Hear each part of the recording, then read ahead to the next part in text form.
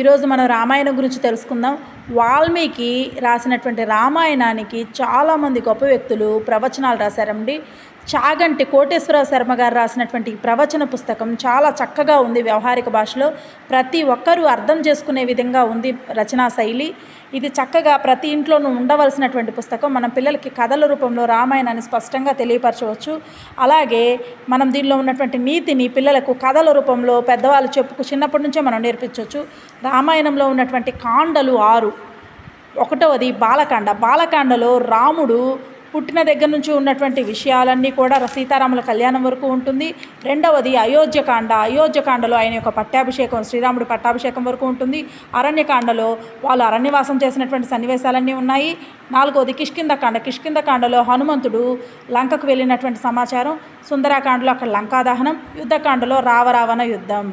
ఈ 6 కాండలు చక్కగా